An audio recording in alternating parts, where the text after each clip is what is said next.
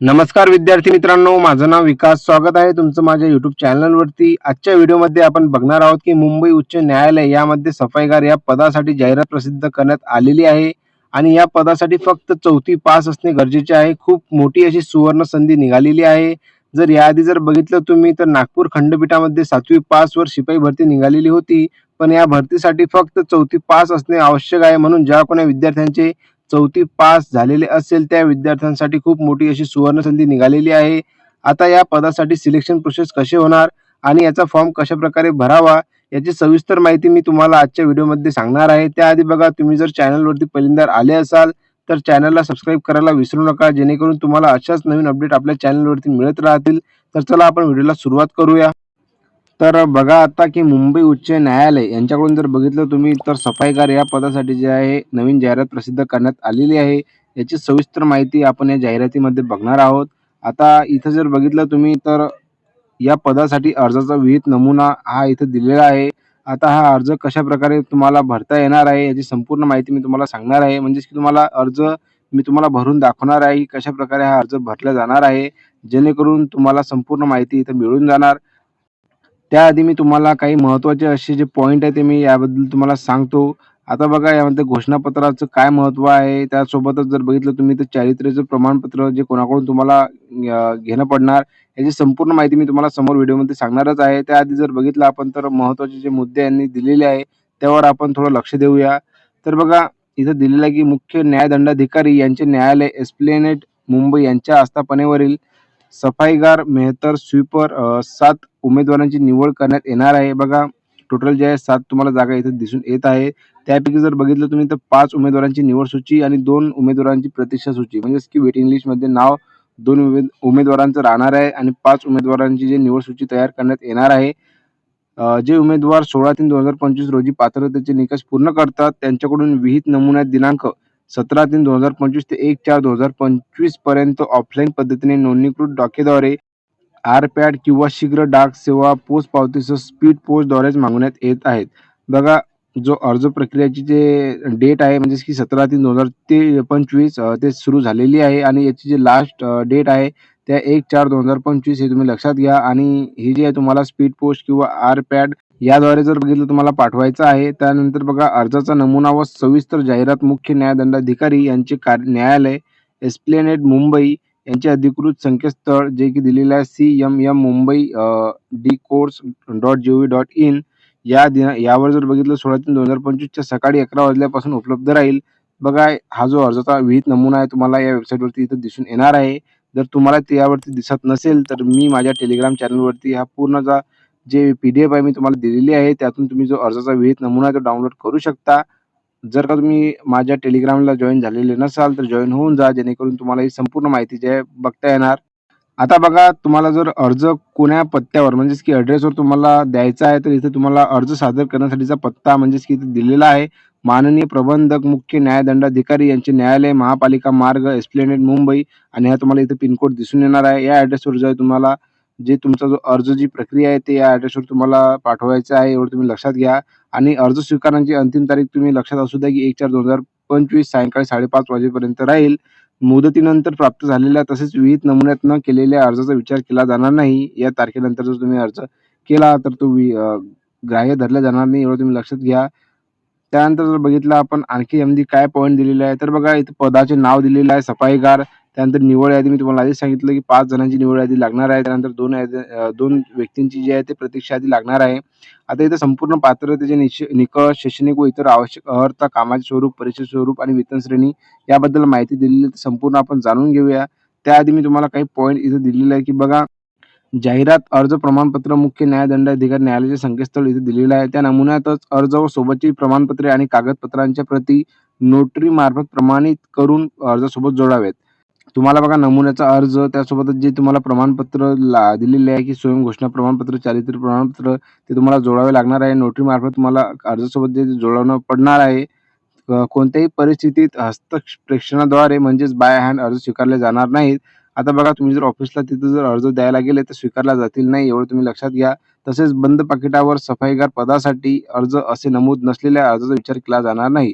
बघा, जेव्हा तुम्ही स्पीड पोस्टने फॉर्म भरसाल तेव्हा एक लिफाफा घेसाल, त्यावर तुम्हाला बंद पाकीटवर म्हणजेच की तुम्ही त्यावरती लिहिसाल अर्जाचा पत्ता वगैरे सगळं काही. तर तुम्ही कोणत्या पदासाठी अर्ज करत आहे, सफाईकार हे आहे तुमचं लिहिणं खूप आवश्यक आहे. तेव्हा तुमचा जो अर्ज आहे तो प्राप्त केला जाणार आहे, एवढं तुम्ही लक्षात घ्या. आणखी जर बघितलं तुम्ही 2 नंबरच्या पॉइंटमध्ये दिलेला आहे, की सदृढ शरीरयष्टी आणि पदाच्या कामाचे स्वरूप विचारात घेऊन सर्वार्थाने सक्षम असणे आवश्यक. त्याला स्वच्छतेबाबतची उपकरणे हाताळण्याचा अनुभव असल्यास प्राधान्य दिले जाईल. उमेदवार किमान 4थी पास असावा व त्याला मातृभाषा वाचता व बोलता यावी. बघा इथे यांनी क्लिअरली इथं मेन्शन केलेलं आहे, की उमेदवार हा 4थी पास असलेला हवा. जर तुमचं एज्युकेशन जास्त पण असलेलं असेल तर तरी पण तुम्ही यासाठी पात्र आहात, एवढं तुम्ही लक्षात घ्या. पण किमान म्हणजेच की सर्वात कमी जे एज्युकेशन यांनी दिलेलं आहे, की किमान 4थी पास असणं गरजेचं आहे. आणि जर तुम्हाला या कामाचा म्हणजेच की सफाईगार या कामाचा कुठं अनुभव असेल, तर तुम्हाला सर्वात आधी जे प्राधान्य दिलं जाईल, यामध्ये इथे क्लिअरली इथे मेन्शन केलेलं आहे. त्यानंतर बघा इथं आणखी जे काही महत्त्वाचे पॉइंट मी बघितलेले आहे, ते मी तुम्हाला सांगतो. तर जर बघितलं तुम्ही, की 8 नंबरचा जो पॉइंट दिलेला आहे, की अर्जासोबत प्रपत्र, घोषणापत्र आणि प्रतिष्ठित व्यक्तींचे चारित्र्य वर्तणूक प्रमाणपत्र जोडावे. बघा तुम्हाला अर्जासोबत म्हणजेच की जो अर्ज आहे तुम्हाला दिलेला आहे त्यासोबतच प्रपत्र, घोषणापत्र आणि प्रतिष्ठित व्यक्ती चारित्र्य वर्तणूक प्रमाणपत्र जोडणे आवश्यक आहे. तसेच एक अतिरिक्त लिफाफा ₹10 पोस्टाचे तिकीट चिकटवून अर्जासोबत जोडावे. बघा जेव्हा तुम्ही लिफाफा घेसाल त्यावर जे ₹10 पोस्टाचे तिकीट पण लावणं खूप गरजेचे आहे. तेव्हाच तुमचा म्हणजे बघा तुम्ही जेव्हा पुरेपूर नाहीतर मुलं काय करतात, की अर्धवट माहिती वाचतात आणि त्यानंतर जे आहे पोस्टाने फॉर्म टाकून देतात. पण बघा जेव्हा तुमचं हे संपूर्ण माहिती इथं दिलेली आहे, त्या प्रकारे जर तुम्ही अर्जाची प्रक्रिया पूर्ण करसाल, तेव्हाच तुमचा अर्ज पूर्णपणे प्राप्त होणार आहे, एवढं तुम्ही लक्षात घ्या. त्यानंतर बघा विहित नमुन्यात नसलेला आणि अपूर्ण माहिती असलेला अर्ज अपात्र ठरवण्यात येणार आहे. बघा मी तुम्हाला आधीच सांगितलं, की जो अर्ज आहे तो मुलं जे आहे व्यवस्थित भरत नाही किंवा व्यवस्थित जे पाठवत नाहीत. म्हणून तो जो आहे विहित नमुन्यात नसलेला म्हणजेच की अपूर्ण माहिती असलेला अर्ज जो अपात्र ठरवण्यात येणार आहे. इथं 9 नंबरच्या पॉइंटला इथं दिलेला आहे इथं. त्यानंतर बघा आणखी जर पॉइंट जर बघितला आपण तर 12 नंबरचा जो पॉइंट आहे यामध्ये इथं दिलेला आहे, की 20 गुणांची चापल्य व साफ कामाची मूल्यमापन परीक्षा घेण्यात येईल. याबद्दल मी तुम्हाला समोर सांगतोच, की कशी तुमची वेतन श्रेणी राहणार आहे. शैक्षणिक पात्रता काय आहे तुम्हाला मी आधीच सांगितलं, की 4थी पास असणं गरजेचं आहे. आता बघा इथं वेतन श्रेणीबद्दल माहिती दिलेली आहे, की वेतन श्रेणी तुम्हाला किती मिळणार आहे. तर बघा 7व्या वेतन आयोगानुसार वेतन स्तर S1 या वेतन संरचनेत वेतन रुपये 15,000 ते 47,600 व नियमानुसार इतर देय भत्ते. बघा ही जी वेतन श्रेणी तुम्हाला दाखवल्या गेलेली आहे, ते 7व्या वेतनानुसार आहे. आता जर बघितलं तुम्ही 8व्या वेतनचं सुरू होणार आहे. 8व्या वेतनानुसार तुमची सॅलरी यामध्ये आणखी इन्क्रिमेंट होणार आहे. जर बघितलं तुम्ही खूप छान अशी सॅलरी मिळणार आहे. तर बघितलं तुम्ही पात्रता फक्त यामध्ये 4थी पास मागितलेलं आहे. त्यासोबतच तुम्हाला जे वेतन देय भत्ते मिळतात ते तुम्हाला मिळणार आहेत.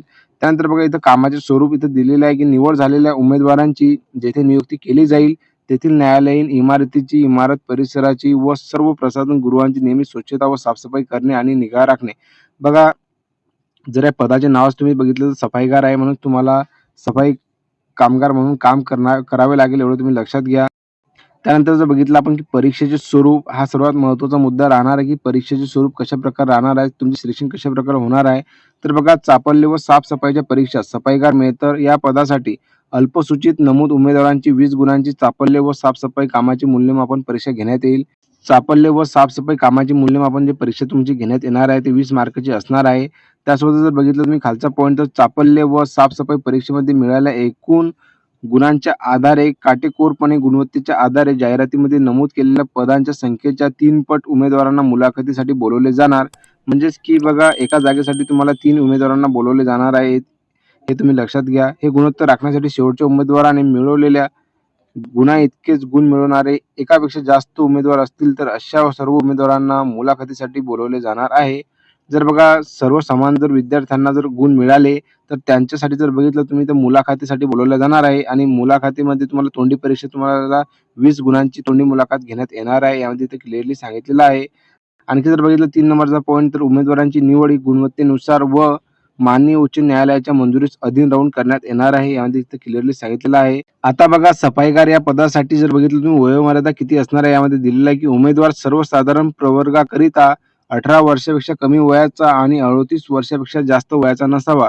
बघा जे कोणी ओपन कॅन्डिडेट असतील ते 18 वर्षापेक्षा कमी नसावा, त्यापेक्षा 38 वर्षापेक्षा जास्त नसावा यामध्ये क्लिअरली सांगितलेलं आहे.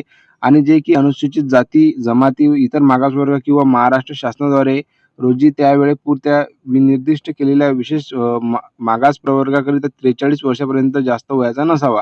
म्हणजेच की 43 वर्षापर्यंत जे अनुसूचित जाती जमातीमध्ये येतात त्यांच्यासाठी 43 वर्ष राहणार आहे, एवढं तुम्ही लक्षात घ्या. आणखी जर बघितलं तुम्ही इथं खाली काय-काय पॉइंट दिलेले आहे, तर बघा उमेदवारांकरिता ज्या महत्त्वाच्या सूचना ज्या तुम्हाला इथं खाली तुम्हाला दिसून आलेल्या आहे, की जे तुम्ही अर्ज करसाल, तर अर्ज करायच्या टाईमला तुम्हाला कोणकोणत्या ज्या गोष्टी आहेत, ते बाळगाव्या लागतील, जेणेकरून तुमचा जो अर्ज पूर्णपणे त्यांच्यापर्यंत प्राप्त होणार आहे. तर बघा इथे दिलेलं आहे, की अर्ज स्वीकारण्याच्या अंतिम तारखेनंतर प्राप्त अर्जाचा वरील सूचना व्यतिरिक्त आलेल्या अर्जाचा, डाकीने विलंब झालेल्या अर्जाचा, बंद पाकिटावर पदाचे नाव नमूद नसलेला अर्ज विचार केला जाणार नाही. यामध्ये इथे क्लिअरली सांगितलेलं आहे पॉइंट जे की विद्यार्थ्यांसाठी अतिशय महत्त्वाच्या सूचना इथे दिलेल्या आहे. त्यानंतर जर बघितलं 2 नंबरला की भरती प्रक्रियेकरिता कोणत्याही प्रकारचे शुल्क आकारलेले नसून ती पूर्णपणे निःशुल्क आहे. बघा या भरतीसाठी कुठल्याही प्रकारची फी जी आहे तुम्हाला नाही आहे, हे तुम्ही लक्षात घ्या. जर का कोणी तुम्हाला सांगत असेल की या भरतीसाठी तुम्हाला एवढे पैसे लागत आहे, तर बघा या भरतीसाठी कुठल्याही प्रकारची जी आहे फी निःशुल्क यामध्ये दिलेलं आहे, याची उमेदवारांनी नोंद घ्यावी. तसेच अर्जासोबत कोणत्याही प्रकारचे शुल्क जसे की दर्शनी, धनाकशी, डिमांड ड्राफ्ट, प्रदान आदेश म्हणजे की पे ऑर्डर, धनादेश, चेक इत्यादी जोडू नये, हे यामध्ये क्लिअरली इथे सांगितलेलं आहे. आणखी जर बघितलं तुम्ही महत्त्वाच्या सूचनामध्ये तर संपूर्ण जी माहिती आहे तुम्हाला पासपोर्ट फोटो जो आहे तो म्हणजे जो लेटेस्ट म्हणजे नवीन जो काढलेला आहे तो लावायचा आहे. जास्तीत जास्त जुना फोटो काढायचा नाही. म्हणून ज्या कोणी विद्यार्थ्यांनी फोटो काढलेले नसतील त्यांनी काढून घ्यावे. त्यानंतर जर बघितलं तुम्ही तर 4 नंबरचा पॉइंटवर इथे दिलेला आहे, की चाचणीत पात्र ठरलेल्या उमेदवारांनी पुढील प्रक्रियेकरिता त्यांना मिळालेले प्रवेशपत्र दिलेल्या तारखांना सोबत आणावे. आता हे जे प्रवेशपत्राची अपडेट आहे मी तुम्हाला देत राहील माझ्या टेलिग्राम चॅनलवरती, नाहीतर तुम्हाला जे ऑफिशियल वेबसाईट दिलेली आहे त्यावरती तुम्ही चेक करू शकता. त्यानंतर 5 नंबरचा जो पॉइंट आहे, की अपूर्ण अर्ज किंवा असा अर्ज जो उमेदवारानं सादर केलेल्या तपशिलामुळे त्याच पदासाठी अपात्र ठरवेल. बघा तुम्हाला मी आधी सांगितले अपूर्ण अर्ज किंवा असा अर्ज जो की त्यामध्ये तुम्ही जर योग्यरित्या माहिती दिलेली असल्यावर पण भरलेली नसेल, तर तुम्हाला जे अपात्र ठरवण्यात येणार आहे, हे तुम्ही लक्षात घ्या. त्यानंतर जर बघितलं तुम्ही की जे उमेदवार मुलाखतीकरिता पात्र ठरतील व मुलाखतीकरिता बोलावले जाईल, त्यासाठी जे विशेष जे तुम्हाला डॉक्युमेंट दिलेले आहे खाली इथे संपूर्ण तुम्ही बघू शकता. याच्यावरती मी तुम्हाला एक स्पेशल व्हिडिओ बनवून देणार आहे. कारण की जर बघा याच व्हिडिओमध्ये मी तुम्हाला संपूर्ण जी माहिती सांगत बसलो, तर व्हिडिओ जर खूप मोठा होणार आहे. आता मी तुम्हाला सांगतो की अर्ज प्रक्रिया म्हणजेच की बघा जो अर्जाचा नमुना तुम्हाला दिलेला आहे तो कशाप्रकारे भरता येणार आहे. मी तुम्हाला सांगतो की अर्ज प्रक्रिया कशाप्रकारे भरता येणार आहे संपूर्ण माहिती. तर चला तर बघा आता अर्जाचा विहित नमुना यावरती आपण आलेलो आहे, की हा अर्जाचा नमुना कशाप्रकारे भरता येणार आहे याबद्दल मी सविस्तर तुम्हाला सांगतो. आणि ही जी प्रिंटआउट आहे तुम्हाला काढायची असेल तर ही जी PDF आहे माझ्या टेलिग्राम चॅनलला दिलेली आहे. सर्वात आधी जर बघितलं तुम्ही तर इथं तुम्हाला पासपोर्ट साइजचं फोटोचं चिन्ह दिसत असेल, की नुकतेच काढलेले पासपोर्ट आकाराचे छायाचित्र इथं जोडायचे आहे तुमचे. त्यानंतर जर बघितलं तुम्ही पदाचे नाव दिलेले आहे यामध्ये, की सफाईगार मेहतर. उमेदवारांचे संपूर्ण नाव म्हणजेच की तुमचे संपूर्ण नाव पण कशाप्रकारे लिहायचे आहे, तर आडनाव प्रथम, मग त्यानंतर जर बघितलं तुम्ही तर प्रथम नाव, त्यानंतर वडिलांचे किंवा पतींचे नाव. जर तुमचं विवाहित असाल तर पतीचे नाव तुम्हाला इथं लिहायचे आहे. त्यानंतर बघा पत्रव्यवहाराचा पत्ता म्हणजेच की स्थायी पत्ता म्हणजेच की पर्मनंट ॲड्रेस तुम्हाला इथं लिहायचा आहे. तिथं पिनकोड वगैरे, भ्रमणध्वनी म्हणजेच की मोबाईल नंबर, ईमेल असल्यास ईमेल नंबर पण द्यायचा आहे. कारण की बघा पुढची जी अपडेट आहे तुम्हाला ईमेलद्वारे किंवा मोबाईल नंबरद्वारेच मेसेजवर येत असते. म्हणून अस्थायी पत्ता इथे दिलेला आहे 3 नंबरला. अस्थायी पत्ता म्हणजे टेम्पररी जर तुम्ही कुठे राहत असाल तर टेम्पररी ॲड्रेस पण तुम्ही देऊ शकता. नाहीतर तुम्ही जो स्थायी पत्ता आहे म्हणजे की पर्मनंट ॲड्रेस आहे तो पण इथं अस्थायी पत्त्यावरती लिहू शकता. त्यानंतर बघितलं तुम्ही भ्रमणध्वनी म्हणजेच की तुमचा मोबाईल क्रमांक इथं दिलेला आहे तो टाकायचा आहे. त्यानंतर बघा 4 नंबरचा जो पॉइंट आहे, की सेवा योजन कार्यालयातील नोंदणी क्रमांक असल्यास. जर तुमच्याकडे असल्यास तर तुम्ही इथं येस किंवा नो करू शकता. त्यानंतर जर बघितलं तर लिंग म्हणजेच की बघा तुम्ही पुरुष आहात, स्त्री आहात याबद्दल इथे माहिती द्यायची आहे. त्यानंतर बघा जात व प्रवर्ग तुम्ही कोणत्या कॅटेगरीमध्ये बिलॉन्ग करतात. त्यानंतर बघा इथे जन्मतारीख लिहायची आहे. उमेदवारांची जाहिरातीच्या दिवशीचे वय बघा तुमची जे जन्मतारीख तुम्ही कॅल्क्युलेट करून जे आहे वर्ष, महिने आणि दिवस तुम्हाला किती झालेले आहेत ते तुम्ही इथं लिहायचे आहे. त्यानंतर बघा 9 नंबरचा जो पॉइंट आहे, की उमेदवार दिव्यांग आहे का? जर तुम्ही दिव्यांग असाल तर होय, नाही यामध्ये यावरती क्लिक करायचं आहे. त्यानंतर बघितलं, की असल्यास दिव्यांगतेचं प्रमाणपत्र तुम्हाला जोडावे लागेल. उमेदवार सध्या शासकीय सेवेत आहात का? जर का तुम्ही कोणत्या शासकीय सेवेत असाल तर इथं होय, नाही ऑप्शन दिलेला आहे. त्यानंतर बघा असल्यास तुम्हाला तपशील द्यावा लागेल त्याबद्दल पण आणि उमेदवार जर का प्रकल्पग्रस्त आहे काय? इथं दिलेलं आहे, की होय, नाही. तर जे तुम्ही प्रकल्पग्रस्त असाल तर होय करा, नसाल तर नाही म्हणा. त्यानंतर बघा उमेदवार विवाहित आहे का याबद्दल इथे माहिती दिलेली आहे. जर तुमचं लग्न झालेलं असेल तर होय म्हणा, नसेल तर नाही करू शकता तुम्ही. त्यानंतर बघा उमेदवारास मराठी लिहिता वाचता येते काय आणि समजते काय? बघा ही महाराष्ट्रातली भरती आहे, तर मराठी वाचता लिहिता येणे आवश्यक आहे. तेव्हाच तुम्ही जे या पदासाठी पात्र असाल एवढं तुम्ही लक्षात घ्या. शैक्षणिक अर्हतेचा तपशील जो की सर्वात महत्त्वाचा आहे. इथं बघा अर्हता म्हणजेच की शैक्षणिक पात्रतेचं संपूर्ण जे डिटेल आहे तुम्हाला इथे दिलेलं आहे. तुमचे एज्युकेशन काय-काय झालेलं आहे तुम्ही यामध्ये संपूर्ण जे बॉक्स आहे यामध्ये इथं लिहू शकता, की मंडळ विद्यापीठ कोण्या विद्यापीठामधून तुम्ही युनिव्हर्सिटीतून पास आउट झालेला आहे. उत्तीर्ण झाल्याचे वर्ष, प्राप्त गुण किती मिळाले, कमाल गुण किती होते, गुणांची टक्केवारी, ग्रेड किंवा किंवा श्रेणीमध्ये जर असेल तर त्यामध्ये लिहायचं आणि किती प्रयत्नात उत्तीर्ण झाले याबद्दल पण तुम्हाला संपूर्ण माहिती इथं लिहायची आहे. त्यानंतर बघा जिल्हा रोजगार साधक नोंदणी विभागाकडे एम्प्लॉयमेंट एक्सचेंज केलेला नोंदणीचा क्रमांक बघा, जर तुम्ही एम्प्लॉयमेंट एक्सचेंज केलेलं असेल तर नोंदणीचा क्रमांक तुम्हाला इथं टाकायचा आहे. त्यानंतर बघा कामाचा पूर्णानुभव आहे काय? असल्यास तपशील. जर का तुम्हाला सफाईकार या पदासाठी जर अनुभव असेल तर नक्कीच तुम्ही इथं सांगायचं आहे आणि जर तुम्हाला जर सफाईकार या पदाचा एक्सपिरियन्स असेल तर नक्कीच तुम्हाला सर्वात प्रथम प्राधान्य दिले जाणार आहे या भरतीसाठी.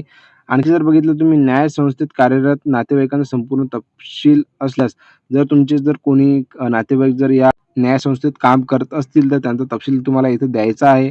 आता बघा 18 नंबरचा जो पॉइंट दिलेला आहे, की उमेदवारास ओळखत असलेल्या 2 प्रतिष्ठित व्यक्तींची नावे व पत्ते तसेच भ्रमणध्वनी क्रमांक.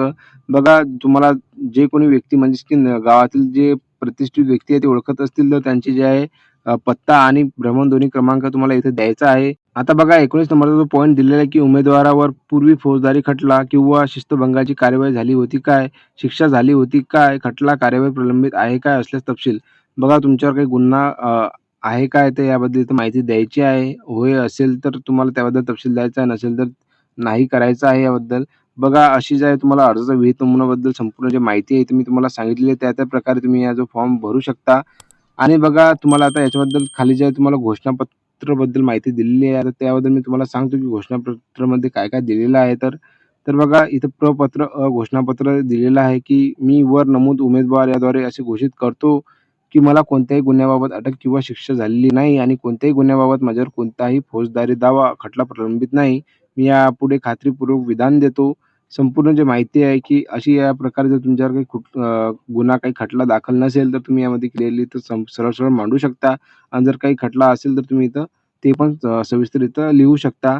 बघा यामध्ये तुम्हाला उमेदवाराची स्वाक्षरी आणि उमेदवाराचे नाव इथं लिहायचे आहे. तिथं ठिकाण आणि दिनांक द्यायचे आहे. त्यानंतर बघा प्रतिष्ठित व्यक्तींची चारित्र्य वर्तणूक प्रमाणपत्र. आता गावातील जे प्रतिष्ठित व्यक्तिमत्व जसे की पोलीस पाटील, सरपंच यांच्याकडून जे आहे ते प्रतिष्ठित व्यक्तींचे म्हणजेच की इथे मागवल्या गेलेल्या चारित्र्य प्रमाणपत्र जे की तुम्हाला घ्यायचं आहे तुमच्या नावावरती आणि जे प्रमाणपत्र देतील त्यांची नाव आणि स्वाक्षरी त्यासोबतच त्यांचा सिक्का तुम्हाला इथं द्यायचा आहे. इथं पत्ता वगैरे संपूर्ण जे माहिती आहे इथं दिलेली आहे. प्रमाणित करण्यात येते की जे तुमचं नाव असेल ते गाव, तालुका, जिल्हा येथील रहिवासी असून मी यांना किती वर्षापासून ओळखतो याबद्दल इथं माहिती द्यायची आहे. संपूर्ण जी माहिती आहे इथं असं दिलेलं आहे आणि बघा तुम्हाला अर्जाचा नमुना, चारित्र्य प्रमाणपत्र आणि घोषणापत्र ह्या तिन्ही गोष्टी ज्या तुम्हाला जोडायच्या आहेत. जोडल्यानंतर बघा तुम्हाला जे आहे एक लिफाफावरती लिहायचं आहे आणि लिफाफ्याच्या वरती तुम्हाला ॲड्रेस दिलेला आहे. मी तुम्हाला आधीच सांगितलं ॲड्रेस कोण्या ॲड्रेसवर तुम्हाला हे द्यायचं आहे. संपूर्ण जी माहिती आहे या पी-डी-एफमध्ये दिलेली आहे. तुम्ही एकदा सविस्तर ही जी पी-डी-एफ आहे तुम्ही बघू शकता. आणि याच्याबद्दल जर तुम्हाला काही अडचण असेल तर मला कमेंट बॉक्समध्ये नक्की कळवा जेणेकरून मी तुमची मदत करू शकेल आणि व्हिडिओ जर तुम्हाला आवडला असेल लाईक, शेअर, कमेंट करायला विसरू नका. खूप चांगली अशी सुवर्णसंधी आलेली आहे 4थी पास विद्यार्थ्यांकरिता. पगार पण खूप छान आहे यामध्ये म्हणून ही संधी जी आहे ती सोडू नका. तर भेटूया आपण पुन्हा एकदा नवीन व्हिडिओमध्ये. धन्यवाद.